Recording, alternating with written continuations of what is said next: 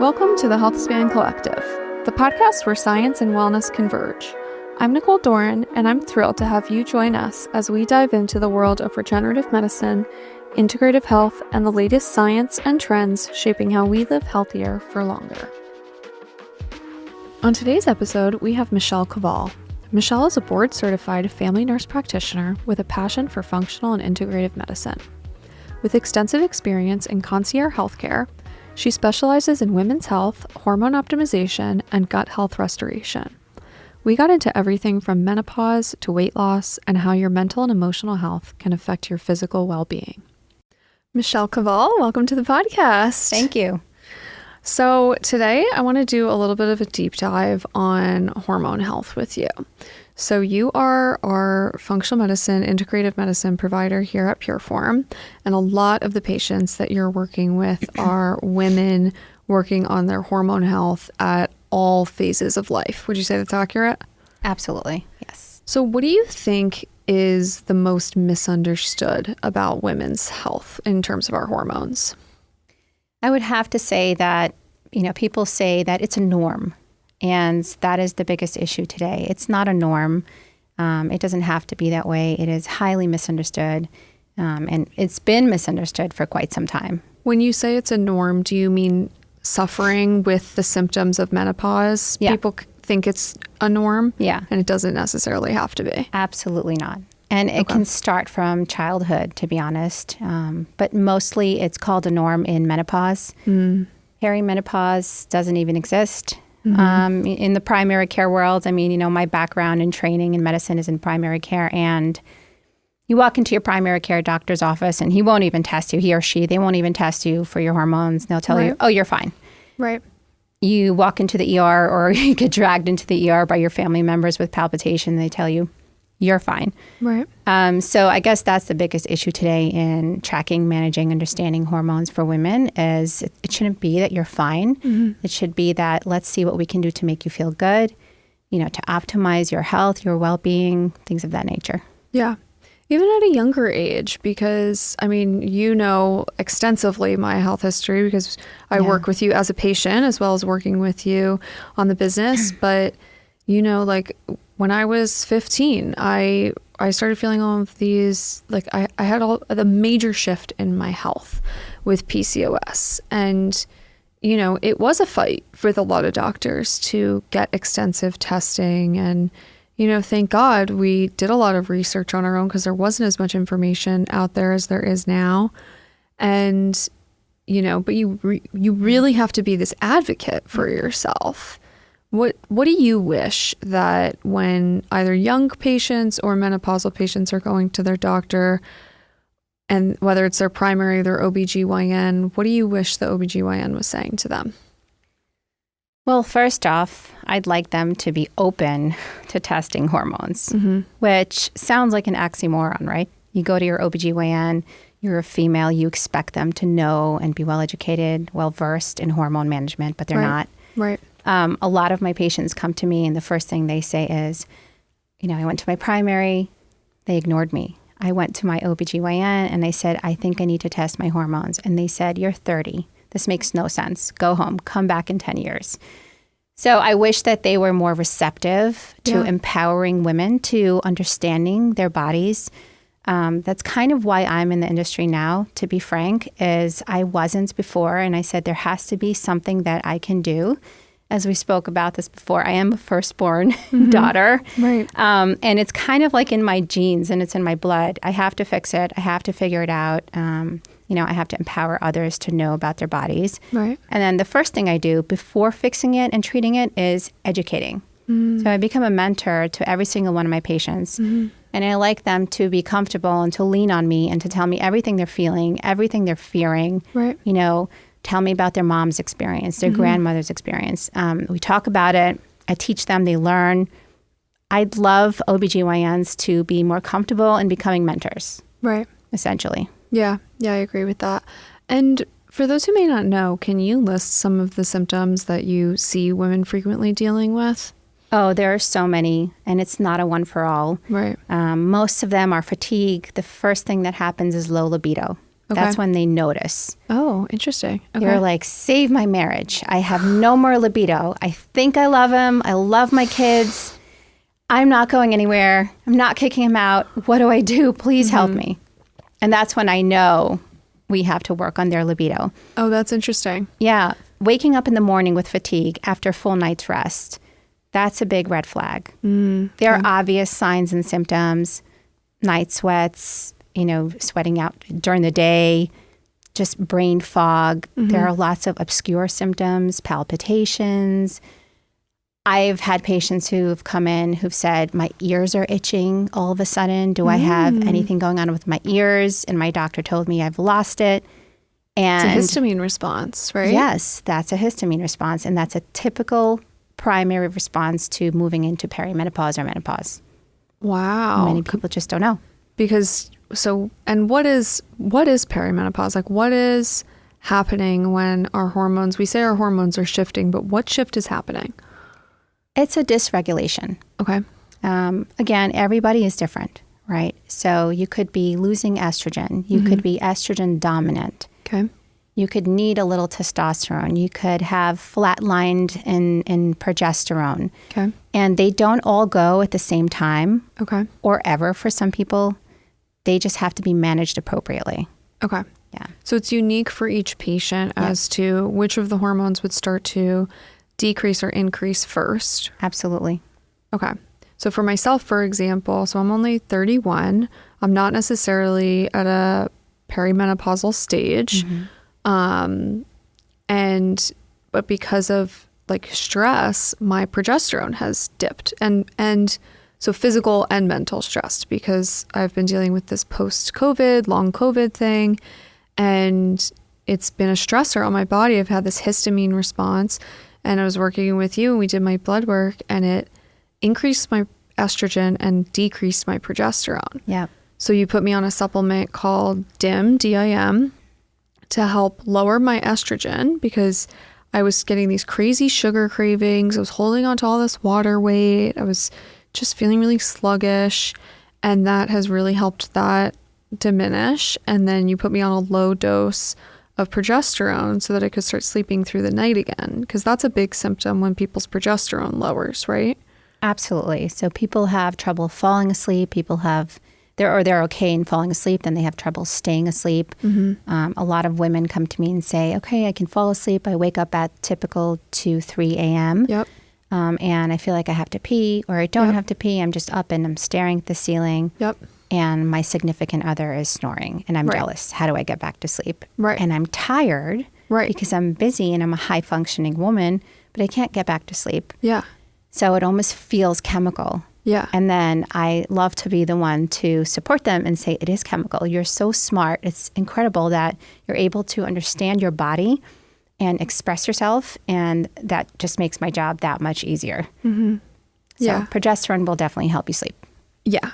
Yeah. No, it's helped me a lot. And it just helps you feel a little bit more sane, because you start to feel like, can we talk about some of the mental and emotional health changes that people start to see when their hormones are off? Because that for me was a big thing where I was like, I'm never somebody I've really never dealt with depression or, anxiety. Obviously I would say anxiety I've dealt with situationally, but it's not something I've been battling with my whole life. And just general irritability. That was something that I was like, I am not somebody who snaps at my husband because he asked me what's for dinner, but I want to punch him right now. And you were like, yeah, that's progesterone. Yeah, that's it. It's a major regulator of mood. Yeah. So is estrogen, by the way. So it's very important to kind of counterbalance them and do it very carefully. Okay. And individually. Right. But yes, so progesterone in particular, when I prescribe it, I make sure that I stay away from anything synthetic. Okay. All prescriptions, particularly progesterone, are supposed to be micronized, bioidentical. Okay. Which essentially that means it's plant-based. Okay. Right? It's non-synthetic. Okay. So right away when I tell my patients everything is plant-based, it's non-synthetic, right away they're comfortable. Right. And they're like, okay, this chick knows what she's talking about. She knows I don't want anything synthetic going in my body. Right. Because we as women generally, we don't. We're cognizant of what we put into our body. Right. So we'll start with a micronized progesterone. We'll start low. For ladies such as yourself, I would cycle it mostly, meaning you take it 2 weeks out of the month and 2 weeks off, depending on, where we are in your cycle. And so it balances your estrogen. It helps you go to sleep. And then you wake up rested. You end up having more REM hours of sleep throughout the night. And we all know that feeds our brain cells and our capability of just getting up and functioning as a human being, being, a good essential part of society the next day. So the first thing that happens is we've slept throughout the night. We didn't have to pee. We don't feel like a toddler. We wake up and we're happy. So progesterone is known as the happy pill. Okay. The happy lady pill. Okay. I actually just told that to my mom the other day. She was like, I could use some of that. Yeah, I feel like it is. It's one of those things because I've heard just in speaking with so many of our patients. And what age does perimenopause, like what's the age range where it typically begins? So funny enough, there is no actual age range. Oh, okay. Yeah, for me, it's symptomatic. Okay. It's when you've become symptomatic. Okay. If you walk into an OBGYN office or somebody that's not a particular specialist in this realm, they'll tell you 40. Okay. They'll say, until you're 40, we don't have to touch your hormones. But as you've learned, and as many of my clients and patients have learned, you don't have to wait until you're 40 because everyone is different. But would you consider, because I was having that hormonal shift, like, is that technically perimenopause? No, not particularly, no. Okay. That could just be experience of an estrogen dominance. That could be a stress response. Right. Our lives today are so stressful. Right. I mean, even when we're 20 years old, we're stressed out. Right. We have a different stressor when we're 30. We're getting married. We're having kids. Right. Things are shifting and changing. Our friendships in our lives are changing. Same thing when you're 40. You're on to the next level. Yeah. You're at the height of your career. Your children are growing. You may be deciding to have more children. So every decade, we have a new stressor. Right. We're always in transformation. I was talking about that with Lindsay Simsick of Almost 30 a few episodes ago. And so her and her partner just wrote the book Almost 30. That's their whole brand. And they're in their late 30s now. And they're like, but what we learned along this process is everyone is going through change and transformation at every stage of life. Yeah. Whether, like you said, it's, in your young 20s and your college is new and then you're transitioning out of college and then you're looking for your, the next job, and then you're moving in with your boyfriend, and then you're getting married. Like, it's always something. Yep. So there's just always change happening. What are some lifestyle practices that you recommend to your patients? Because we talk a lot about in our day-to-day, you and I, the fact that you practice true integrative medicine. Meaning, yes, you are managing bioidentical hormones for your patients. You are writing prescriptions when necessary, but you're also incorporating the functional medicine side of things, which we're both so passionate about. Can you get into that side a little bit? Yeah. So I do like to mainly say that I'm an integrative provider, and that's because there's a delineation, right? So on one side, you have the functional side, which is holistic. It's not so much diving into the mechanisms or the chemical mechanisms of the body. It's just talking about how do we reduce inflammation from an exterior standpoint, from an environmental standpoint. In the holistic realm, I'm very much I practice what I preach. I love acupuncture. I love anything that reduces inflammation from the inside out, from the outside in, calming the mind, meditative states. I am a huge proponent of all those things. On the other side, I'll be honest with you, and people who know me really well know that I'm a chemical and biochemical physicist, essentially. Oh my gosh. I will tell you what's real, what's not. I will get down to the cellular level. I will prescribe things when they're needed to be prescribed in conjunction with the other things that we're doing. Okay. So I will write prescriptions, for instance, for your thyroid. So kind of circling back to what you had mentioned earlier, as we're always stressed out. At what point is perimenopause for all of us girls? Right. So perimenopause essentially starts when there's any sort of hormonal shift for us. Oh, okay. It's not particularly an age. That's kind of why I went about describing it that way. Okay. And is it related to fertility?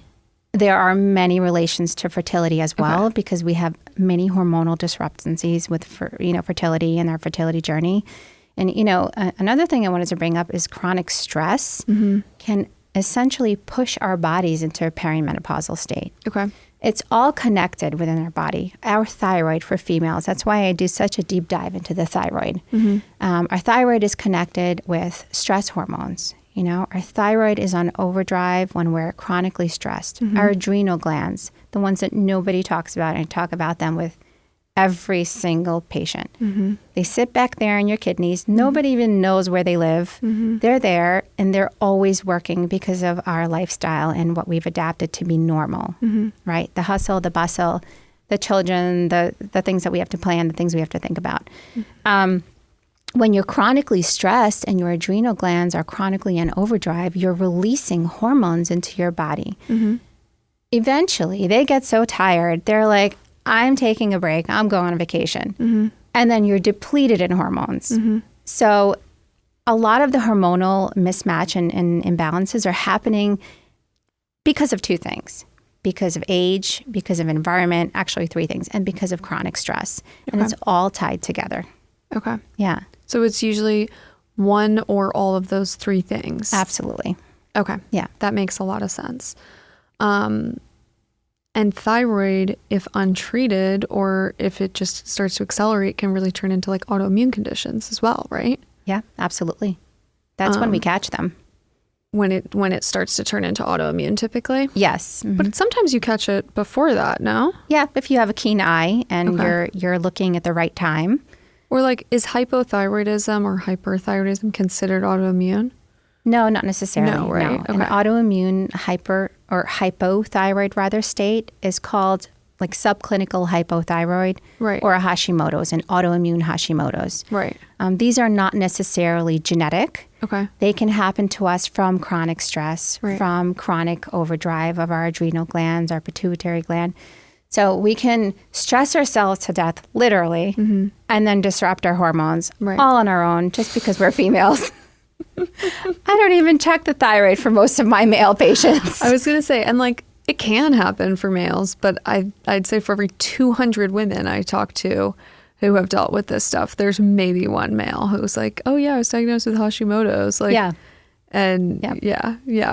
it's just like, it seems to be like a big personality difference, right? Yeah. Well, I typically know for my overachieving, males that just are always traveling, they own many businesses, many practices, and then I know I need to check their thyroid because I'm certain they've been on overdrive. Okay. But it's almost like in our genetic, in our genes, we're just wired to always be stressed and be perfectionists. So we do it to ourselves. I check every woman's thyroid. Well, I think it's part of that, like, we were talking about it before we started, like, we're both, like you said, oldest daughters, and I think most women, especially as we, the older we get, the more responsibility you get because we're all working and starting families and we have homes and, then you have aging parents and like it.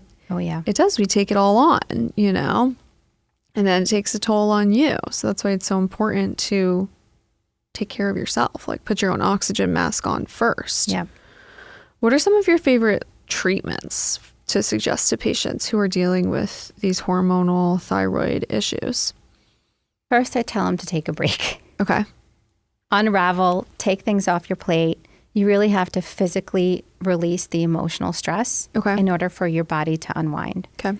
That's first and foremost. So I tell them, and I'm honest, I talk about their lives. I tell them, let's talk about your stress. Do you need a therapist? Do you need talk therapy?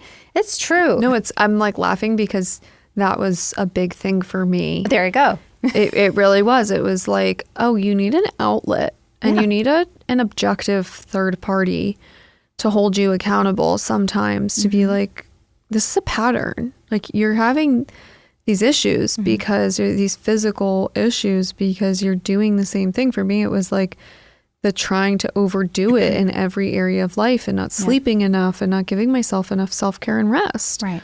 So sorry, go on. But that just rang true for me. Because that's the first thing that we feel like we have under control, but we don't. Right. That's why I address that first. Right. And I come in from an objective standpoint. And when you're a clinician, people are more receptive to hearing that. Whereas if like your family member comes to you and tells you, you need a therapist, then we get all in a frenzy and upset. And we are like, no, you need a therapist. But when your clinician tells you, you're like, oh, maybe I do need an outlet. Maybe that would help me. Maybe that would relieve one of my stressors. So that's where I start. Okay. The emotional stress. I start in the place where I cannot step in to help you. Then I go to the place where I can help you. I start talking about self-care, lifestyle, stress management, environmental factors. I mean, last week I spoke to one of my patients about feng shui in her house. It was like, we went down to like how she folds her underwear and where her plant is when she walks into her bathroom. And then she sends me photos of her new feng shui in her new place. And she said to me, I feel so good. I'm going to sleep well tonight. I was like, yes, that's where you start. Oh, I love that. You start in your environment. Yeah. Because you can control your environment. You can. Yeah. I've been saying for years that I need to like learn about feng shui and feng shui in my home. Okay. You just re-inspired me to do that. Have you done that with your home, with your whole home? A million times. Really? Yeah. Okay, I need to do that. My husband would be sitting here cracking up if he heard. Really? Oh, yeah. Discussion. Yeah. I mean, you know my husband. He's like, whatever you want, babe. But Right. like, it's like literally the other day, he like went grocery shopping, came home, and I was like, well, this tomato sauce, like, I just don't like for the oils that's in it. He's like, all right, tell me which oils are the good ones again. Like, he's like, I thought soy was good. I was like, not soybean oil. Right, exactly. Smart. Well, he has you as a good resource, so lucky him. You know? But tell him that. Lucky him. You're also trying to keep him alive. You're promoting longevity for him. Well, also, there's this whole, tell me how much accuracy you think there is in this whole thing right now, because I'm seeing it all over social media. I'm sure because of I engage with this type of content, but like I keep seeing all this stuff about preconception. Men's health is so important for a healthy pregnancy. 100%. Really? Yep. Oh God, I'm in trouble. Check your husband's cholesterol levels. It absolutely is. Actually, it has a direct correlation with the health of the male sperm. Really? And that makes sense. Yeah, and then essentially the genetic predisposition of the male sperm will let us know how you will handle your pregnancy. So whether or not you'll be sick or how sick you may be is partially in your genetic pool and partially in his. Okay. So if you have a strong genetic pool and his is not so strong, you could be sick your pregnancy. Right. You could not be. It all kind of depends. It's variable, but it definitely does weigh in on the health of the mother. Okay. Yeah. And is there a certain time period that like you think is like there's like a golden time period where like he should really be dialed in on his health preconception? Always. I mean, always, but like is 3 months enough or do we need like 9 months? 3 months is good. Okay. He needs to be really on board with health and wellness. He needs to sleep well. Yeah. He needs to also be emotionally well. Yeah. You know, karma's real. That's true. Well, that's to kind of come back to that, I think for men, that's a big thing as well. I mean, you know, yes, women, we take it all on, but we at least talk to each other about it. Whereas men, I think, take a lot of pressure on in a silent way, and they don't talk to each other about it. I mean, how many of us have talked to our husbands after, you know, a round of golf? They were just out with their friends for 5 hours, and it's like, oh, how was their trip to Italy? And they're like, oh, I don't know, we didn't talk about it. What do you mean? Like, what do you talk about, let alone, you know, like whatever's like plaguing them? I always have this conversation with my husband. I'm like, so how's your brother? He has an older brother. Yeah. His brother is 12 years older, so significantly older. Yeah. And I'm like, how's he doing? How are the kids? They live in New Jersey. They live by his parents. And he's like, I don't know. I'm like, babe, you talk to him 12 times a day. What do you mean you don't know? How's ballroom for the kids? Like, I want to know. Yeah. And he's like, I don't know. We talk about cars and stuff. I know. My mom, like, does this ever change? Yeah. My mom forever ago, like before I even got married, she was like, just so you know, she's like, I know your husband, and he's very similar to my husband, and you're going to need to be the one to call your mother-in-law and your father-in-law and your sister-in-law to check in on them, see when they're planning on coming to Florida next. Same. Has anyone had any doctor's appointments recently that we should know about? Yeah. Oh, no, they end up just calling me with their lab results. Oh, I'm sure. And they FaceTime me and they're like, what does this mean? Yeah. How are my hormones? What's going on in my gut? Yeah. His mom is a very big proponent of gut health. So Oh, we're that's always good. talking about gut health. Yeah. Okay. I love that she's into it. Yeah, she definitely is. That's funny. Switching gears a little bit, I just wanted to touch back on one thing for hormones, because a conversation that we have in the office a lot with women is the misconception or misinformation about estrogen and breast cancer. Mm-hmm. So speaking of doctor's appointments and, family members, I'm someone who has a lot of breast cancer in my family history on both sides. And I know that was a big concern of my aunts and people in my family. What's the deal there? That is a big concern. It's always going to be a big concern. Okay. It should be for your longevity, your wellness. Okay. Essentially, there was a very big scare a long time ago. Well, maybe not so long ago, but in my opinion, it was in the 90s, right? About 20 years ago. It was early 2000s. Okay. The Women's Health Initiative just came out with their initiative on women's health, essentially. And they did a keen study on estrogen and how estrogen causes cancer in women. People were in a frenzy. Women stopped thinking about taking estrogen. They were truly, essentially scared. There was a lot of fear mongering that happened. Right. It was wrong. Okay. It was more of a tactic to scare people. I guess, we didn't have enough things going on like we do now. Like we have wars and COVID and things to talk about. But back then, they wanted to talk about estrogen and breast cancer. But what essentially happened? The study was flawed, right? It was very flawed. Okay. Highly flawed. It was more flawed than not. Okay. They were referring to oral estrogen, synthetic estrogen pills. Okay. The study was done for women that were over 60 years old. Okay. Only. Wow. And we know now we have ladies who are taking estrogen in their 30s, in their 40s, in their 50s, non-synthetic estrogen. Right. So we scared a lot of women to saying estrogen causes cancer. Mm-hmm. That is silly. Okay. Estrogen doesn't cause cancer. Okay. In actuality, it's the opposite. Estrogen in the right form, at the right time, in the right dosing, for the right woman, very particular and individualized, will prevent cancer. Because you want to, when it comes down to it, in terms of preventing disease, you want to keep your body in homeostasis. Correct. Right? Yep. So the whole reason you would prescribe a patient estrogen is because they're deficient. So having a hormonal deficiency would throw your body off of that homeostasis, right? Absolutely. And that's what a difference between us and some other practices out there is, especially with you go low and slow to start, right? I'm very conservative. Because you want to see how the patient's body responds. Exactly. Some people need a very small amount and their numbers go up, their symptoms lift. That's all they need. Some patients, how long do you typically go? 3 months? About. Okay. Yeah, but I test them after 6 weeks of any new hormone introduction. Okay. So I'm very keen on being careful. Okay. I'm very conservative. I'd rather go slow, even though women sometimes come in and they're like, I've had it. I don't know what to do anymore. Just give it all to me. I don't care what happens. Right. It's my duty Right. as a clinician to care what happens. Right. And to make sure that I'm causing no harm. Right. That I'm safe and I'm doing it the right way. Right. So I titrate things very, very slowly. There are also many ways and many forms of introducing estrogen into the body. Okay. We have patches, we have creams, we have pills, non-synthetic pills as well. Right. So we can introduce it in many which ways. We have injectables. I mean, estrogen comes in every which way. Okay. Every form.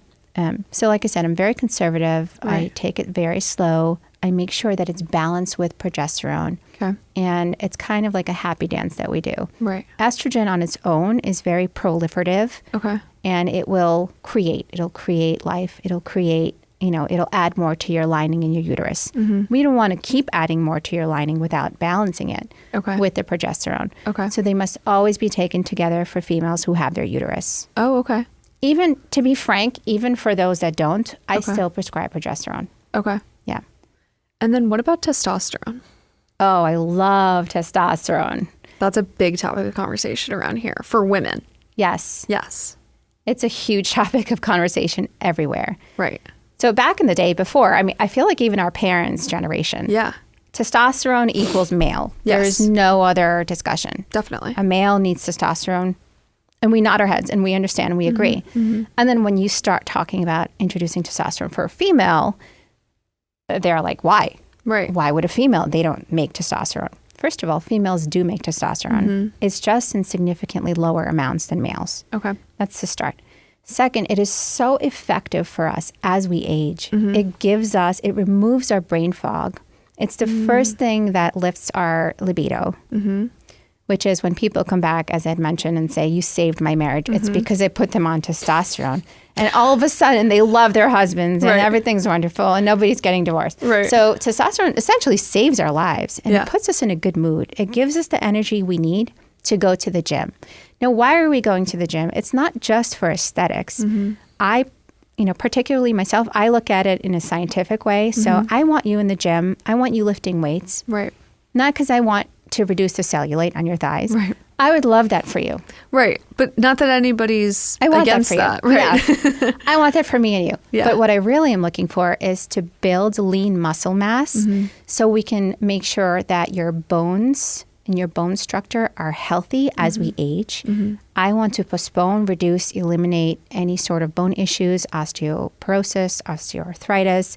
That all comes from loss of lean muscle mass because we're not working out, because we don't have the energy, we don't have the libido. Everything kind of goes hand in hand. Right. So as soon as we introduce testosterone, it's one of the first hormones that I go to, by the way. Oh, really? It's my first trick in the bag because I know that it's going to make an immediate effect. Yeah. With estrogen and progesterone, it'll take me a little bit of time to balance them out for ladies. But testosterone, I give you 4 weeks.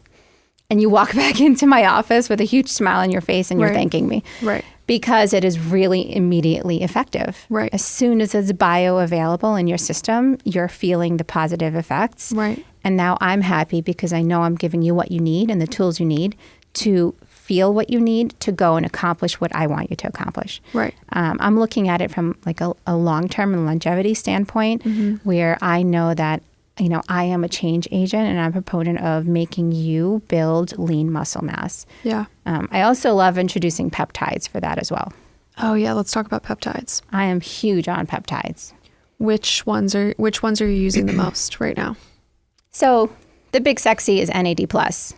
Everybody knows about NAD+. Do you consider NAD a peptide? Absolutely. Oh, Yeah. okay. NAD is a peptide. It's made of amino acids, as are other peptides. Now, amino acids we make in our bodies naturally. Okay. As soon as we introduce a peptide in any form, they come in nasal sprays, troches. Injectables are the best for peptides because they're immediately available within your body as soon as you introduce them. Yeah. But when you take it, your body goes, oh, I know what this is. I already have some of this somewhere down there. Let's make more. Yeah. Let's produce more. So it makes your body produce more amino acids it already had. Okay. And now you're effectively anti-aging. Skin looks absolutely amazing when you're on peptides. Energy, sleep. I mean, there's so many great effective ways to support the body in its transitional phases with peptides. Yeah. So many of them do many things. So my first and favorite and foremost is NAD for sure. Okay. As of late, as you know, I've prescribed it for you as well. I love the VIP peptide. Yes. I just started this. Good. And I'm so excited to see the results because I was still with this whole histamine thing. It was really draining my thyroid and I was having that dragging feeling when I was waking up in the morning, and it's all related with gut health. Yep. So tell me about the VIP peptide and what it's doing.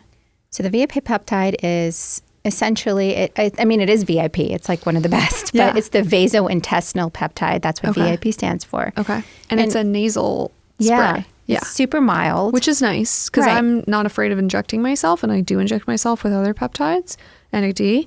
But you get fatigue, But right? it's also nice to not have to, Yeah. One less needle. Yeah. One less thing. I agree. I feel the same way. Yeah. And I'm less reluctant. So I'll wake up in the morning and I'll make my matcha and I'll have my VIP peptide right next to it. So I'm like, okay, matcha and peptide. Yes, I do the same thing. It's a feel-good self-care routine. It really is. I'm like, my supplements, my matcha, my peptides. Okay, I'm ready. Exactly. Now I feel good. I'm ready for the day.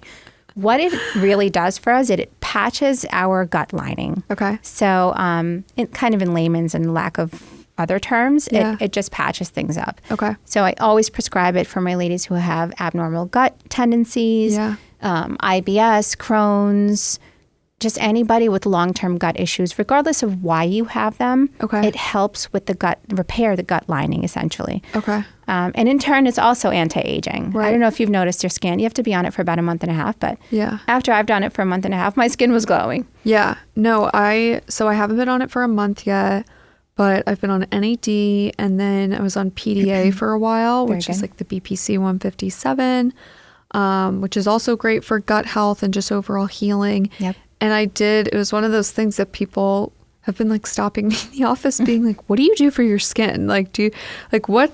I want whatever you're having. And I'm like, well, I eat really good. I drink a lot of water. I work out a lot, but also the peptides, I think, help and quite Michelle a bit. prescribed it. Yeah, and Michelle prescribed it. Go see her. I just love them. They're harmless. Yeah. Well, that's the thing. Can you talk about the fact that, I guess you did a little bit so peptides are branched chain amino acids that our body already makes. And so when we're putting more in there, it's just helping our body produce more. Right. But there's no, if you stop them, nothing bad's going to happen, right? So there's really no downside. There is none. I prescribe cycling them. I was going to say, but it is recommended to cycle them, right? Mm-hmm. What does that mean? Cycling essentially means 3 months on the peptide or taking the peptide, and then 1 or 2 months off just to give your body a break. Okay. Why do I do it in particular is because of the effectiveness. Yep. I want to continue my ability to be effective in what I'm trying to do for your body. Right. There's no other ramification. Okay. So keep taking on the peptides. Right. I love them. So you do about 3 months on, 1 month off, just to give your body that break. Yeah.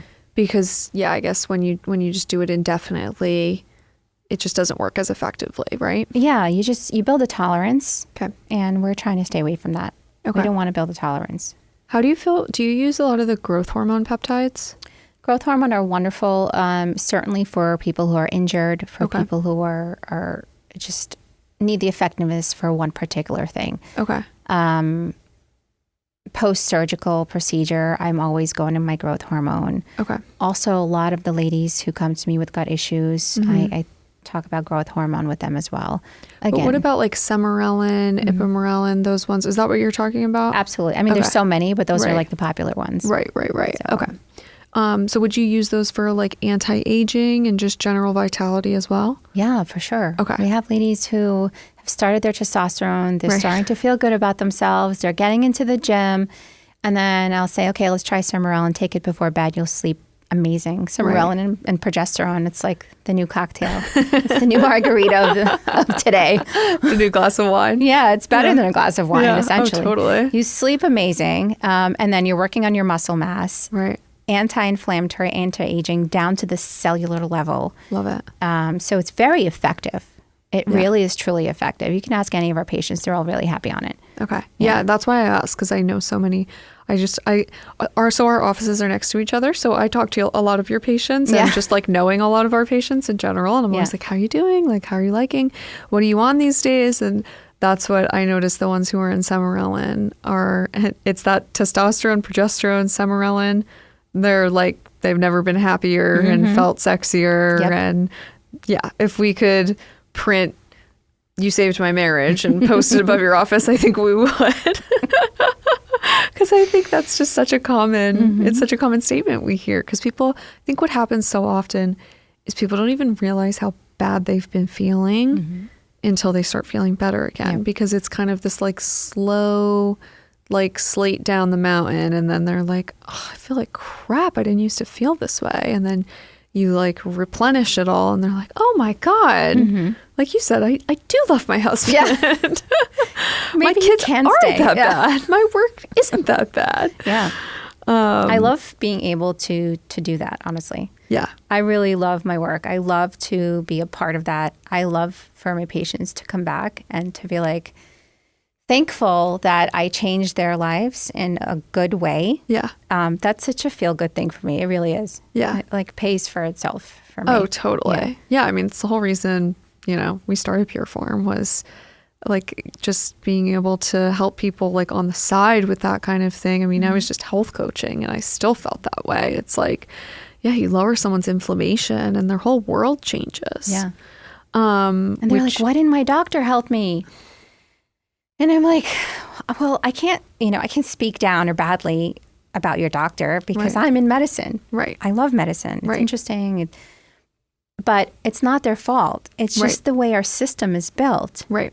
Our medical system here is built on economics. It's built on politics, and your doctor alone can't change it. They just can't make the change. So they kind of dive in and they try and use their knowledge and their abilities to make a change and make a difference.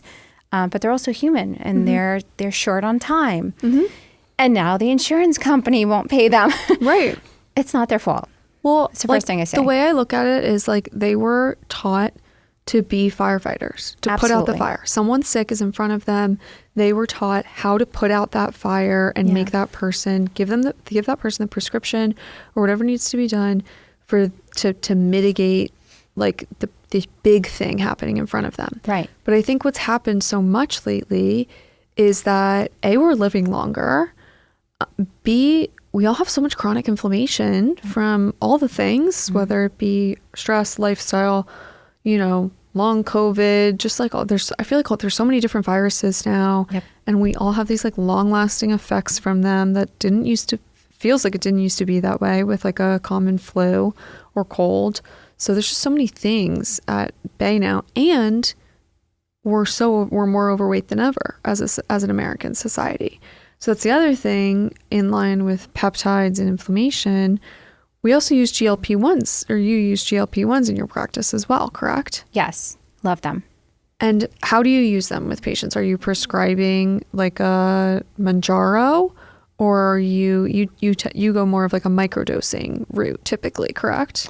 Yeah. So I don't use the brand names. Okay. They're mostly held for people who have severe cardiac deficiencies, who have diabetes, who are morbidly obese. In my practice, I like to microdose GLP-1s. GLP-1s essentially are peptides. Okay.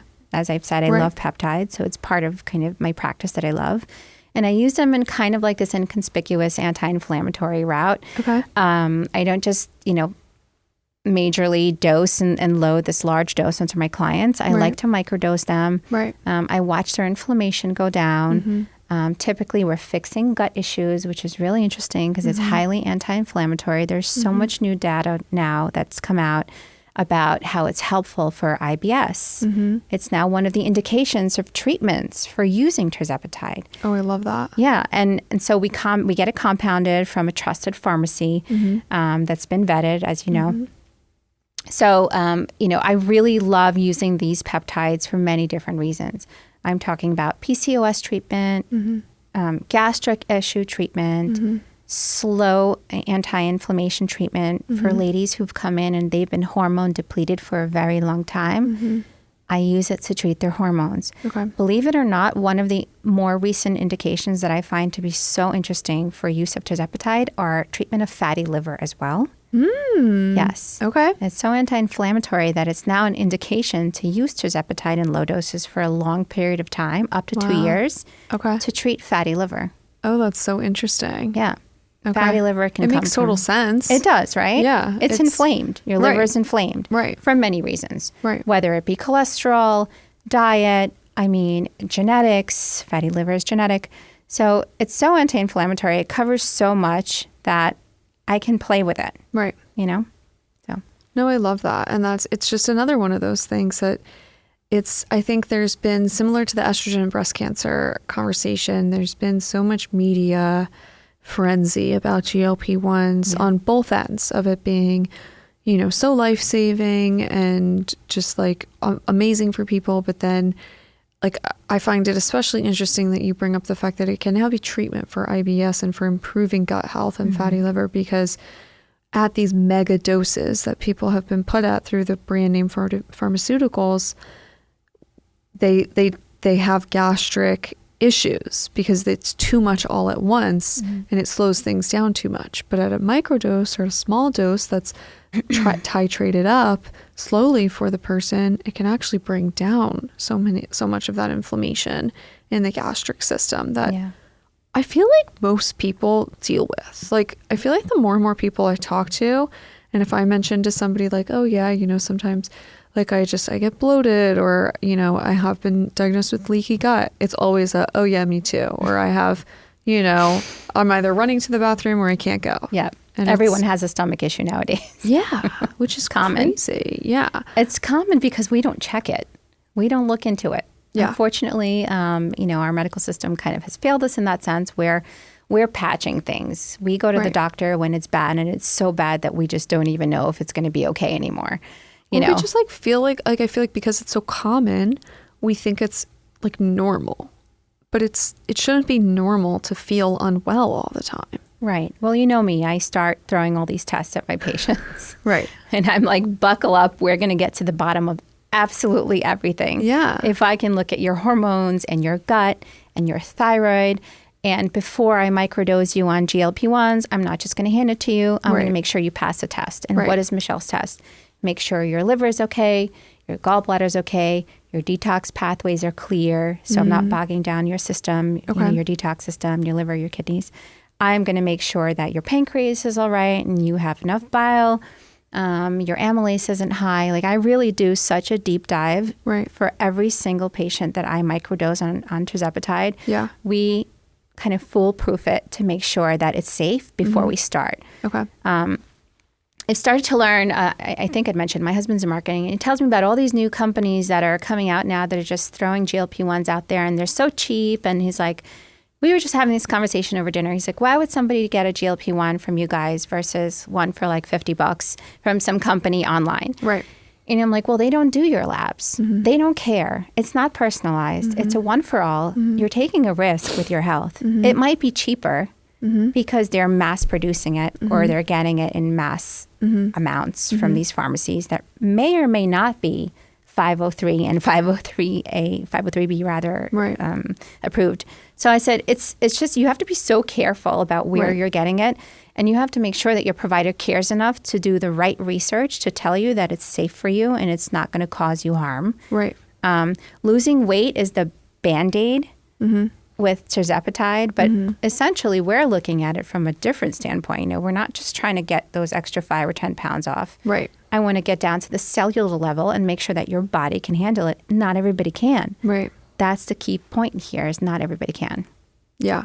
I know. I have the same conversation with friends all the time because it's, I can get it for so cheap and, on this website, and like, you don't even meet with somebody. And I'm like, but that's like kind of a red flag. Like, it's a big red flag. It scares me.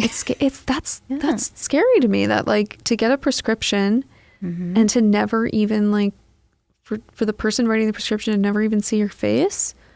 Like, that's weird to me. Or follow up. The follow up is even more important. Right. Because now you've introduced this new thing into your body. Right. You really don't know what it's doing. Right. Right. You're a layman's person. You're non-clinical. You heard it's great. You heard you're going to lose weight and you're excited because going to the gym didn't help before. But now they give you this GLP-1 and you don't know what's happening. Right. Are you doing something bad? Are you creating more harm in your body than not? So like for me, that's the biggest red flag. And that scares me so much that these companies, they have a medical director, but they don't have staff that are like foreseeing, and overshadowing things that are important. Right. The longevity of what we're doing is so important, not just starting it, but making sure that it's safe. It's safe and you're not doing it for too long. And you're not like, with some of these things, I think it is important to part of when you're evaluating a patient, you're looking at them, and saying like, do you look inflamed in addition to what you're saying? Or are you, do you have any weight to lose? Because that's another thing in terms of like you don't want to lose too much muscle mass, and you want to make sure they are taking a 360 approach to this. And they're not just using it to eat a bag of M&Ms at night and that's their only caloric intake. Right. That's horrible. I can't even hear that. I know, but that's the reality. Like, I've talked to multiple people who are like, oh yeah, I started it and I would just, end up eating a handful of French fries off my kid's plate at night because that's all I really wanted. It's like, well, then you're on way too much. And like, in my opinion, correct me if I'm wrong, but like you should still be hungry for 3 meals a day. Absolutely. And it's like, yes, you shouldn't be eating maybe the mass amount that you were eating prior, but we should make sure we're prioritizing protein and fiber and healthy fats in your body to make sure you're getting all the nutrients you need to get. And yes, I'm so glad you're not having that craving for ice cream and wine at night anymore. Let's have a cup of tea and just go to sleep. Like, it should be accelerating a healthy lifestyle, not fueling an unhealthy one. Exactly. And I also give my patients a 101, a Tirzepatide 101 for sure. I equip them with the information they need to start to be successful and to check in with me rather. So I tell them, no matter what, we want at least 1 cc per ideal pound of body weight a day. Okay. And then they're like, okay. And then I'm like, did you understand what I just said? I was just going to say, I'm like, how much do you weigh? That? Yeah. Yeah. I was like, how much do you weigh? And they're like, oh, I weigh 120 pounds, for example. And I'm like, so what does that equate? How many ounces of water a day? I want you to think about these things and make them real. Make it safe for yourself. Right. How many ounces of water a day are you drinking? They're like, wait, 120 ounces of water? I said, yes. What does that mean? How much are we drinking? How do you drink water now? Right. How do you calculate your water intake? Right. They're like, I have 8 cups of water a day. I said, okay, how many cc's are in 1 cup? And they have no idea. Right. So then I have to make it real. I'm like, you're a mom of 2. How many Stanleys do you have in your house? Yeah. And they're like, 6. I said, great. How many ounces of water does each one of your daughter Stanley have? And they're like 30 or 40. I said, great. You need at least 4 a day to start. Wow. And then it clicks and they're like, oh, there's no way I'm going to do that. And I'm like, but you just told me you're going to. You promised me. Right. Like I'm so invested in my patients understanding what they have to do it right. Mm-hmm. Anything less than 25 grams of fiber a day is silliness when you're on Tirzepatide or any GLP-1 for weight loss. Right.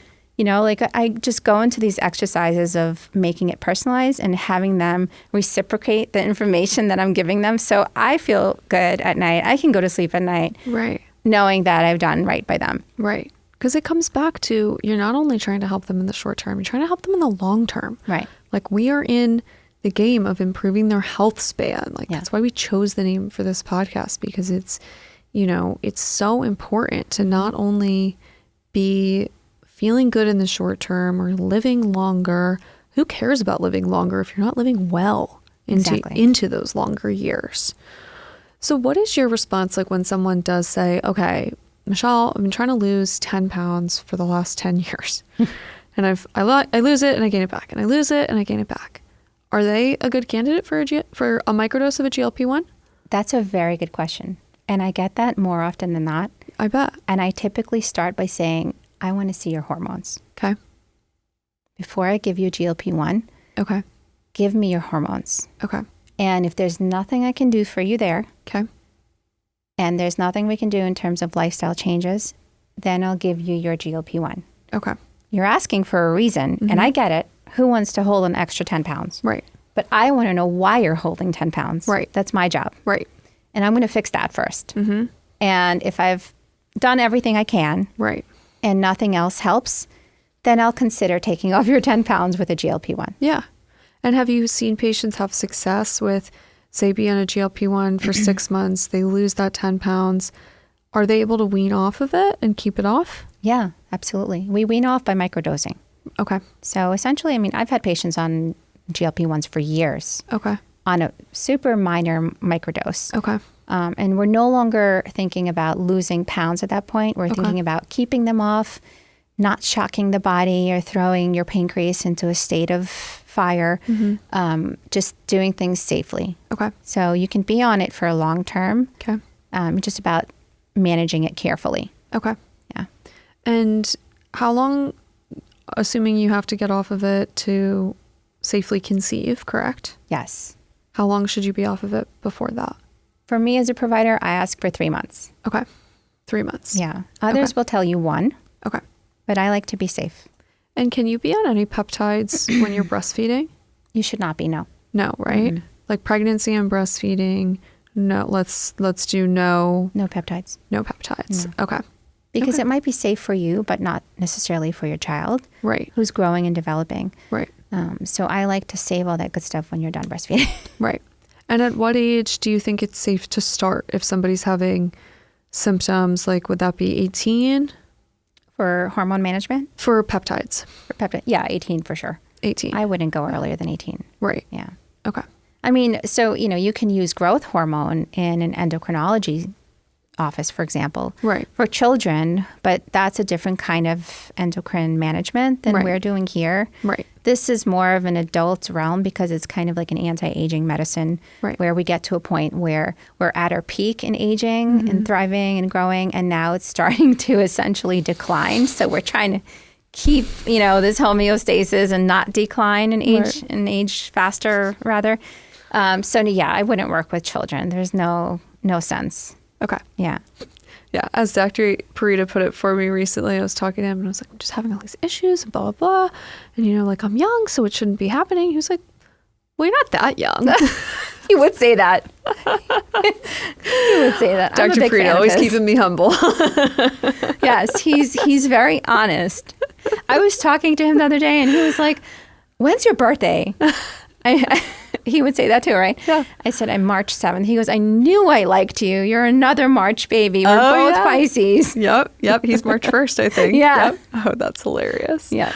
Oh, that's awesome. All right. We've covered so much today, but is there anything that you are really looking forward to or excited about in our industry that we haven't covered? I mean, I love all of it. I love the fact that, in my past life and my work, I've been in healthcare for longer than I should probably speak to. No. Way more than a decade. Okay. Right. And I'm a born and bred New Yorker. And in my past life, I come from the opposite side of where I am now. Okay. I come from the managed Medicare, Medicaid realm. I did lots of leadership. And on that side, I was kind of climbing the corporate ladder. And I got there really quickly. And I was like, I am on the opposite side of where I should be. Okay. I am denying insurance claims. I'm writing policies for companies that are essentially driven by financial gain and not by helping the patients and the better good. And it just didn't vibe with me as a person. Like, that's just not who I am innately. It's not who I am. Anyone that knows me well knows that just wasn't, I was good at it. Right. Again, firstborn daughter syndrome. Right. I was good at being a leader. Right. There was no doubt about that. But I hit this wall and it was like, I need to make a change. I need to do something that speaks to who I am as a person. I need to feel good about what I do every day. And then I can do it really well. Then I can excel. So it took me many years. There, many trials and tribulations, schools, practices. I mean, so many things in between becoming successful. But finally being in a place where I can, like I said, mentor other women and support other women and having the kind of intuition to do what's right is, I think, what's important in medicine. It's been important in my life, in my journey thus far. And I hope that I can continue to do that for all of our patients here at Pure. No, absolutely. Yeah. Thank you so much for being here today. Where can people find you on social media? Google me. Okay. Look me up, Michelle Kavall, and you'll find plenty on me. Yeah. Okay, great. Yeah. And obviously you can come see you as a patient here at Pure Form. Yes, I'd love to have you guys here. Awesome. Thank you so much for being here. Thank you for having me. This podcast was brought to you by Pure Form, a comprehensive wellness center in Boca Raton, Florida.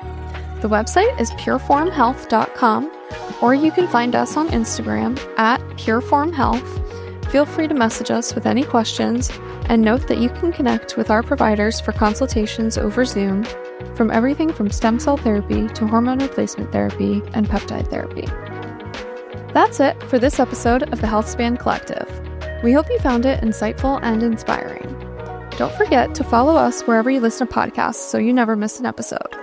And if you enjoyed today's conversation, we'd love for you to rate, review, subscribe, and send it to a friend. We'd also love to connect with you on Instagram. Follow the podcast at Healthspan Collective and me at Nicole J. Doran, and leave us a comment on our latest post letting us know what you'd like us to cover next.